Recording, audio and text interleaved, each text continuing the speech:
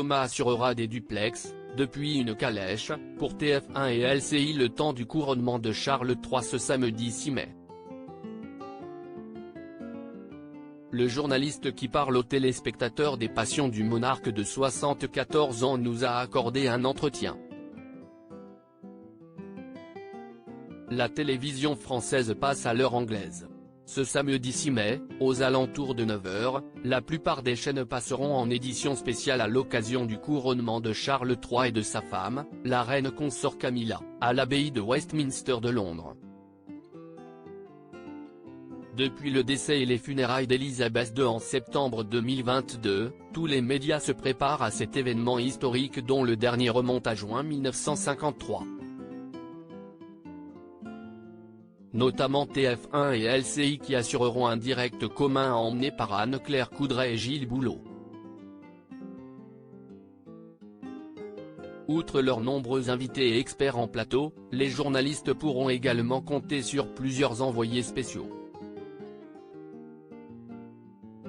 dont Thomas Misrachi qui nous a accordé un entretien.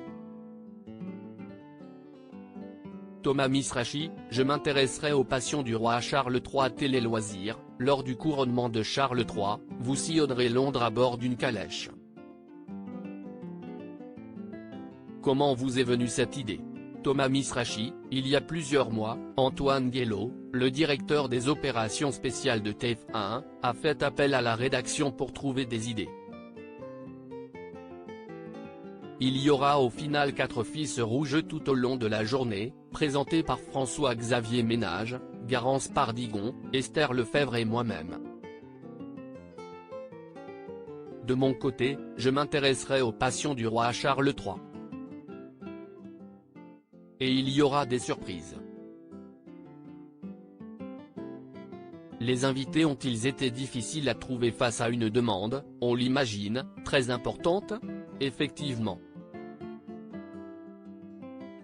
Déjà il a été difficile de trouver des angles originaux. On voulait que le public découvre des choses nouvelles. Ensuite, face à la concurrence des médias britanniques, étrangers et français, il a été compliqué de trouver les bons intervenants.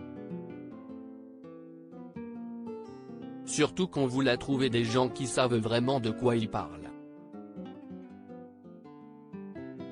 Mais on a réussi.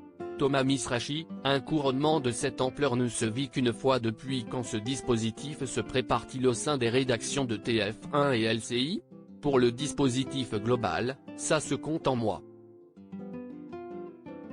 Pour mon segment sur les passions de Charles III, j'y travaille depuis 2 mois. Est-ce un rêve de journaliste de se retrouver à Londres pour cet événement historique? Si est-il plutôt une continuité? J'ai vécu à Londres pendant 7 ans et puis j'ai eu la chance de couvrir beaucoup d'événements de la famille royale comme le jubilé des 60 ans d'Elisabeth II ou encore le mariage de Kate et William. Je suis cette famille depuis de nombreuses années. J'avais eu une petite déception car je n'ai pas pu couvrir la mort de la reine car je rentrais tout juste d'Ukraine. Donc là, je suis très heureux. Un couronnement de cette ampleur ne se vit qu'une fois par vie journalistique.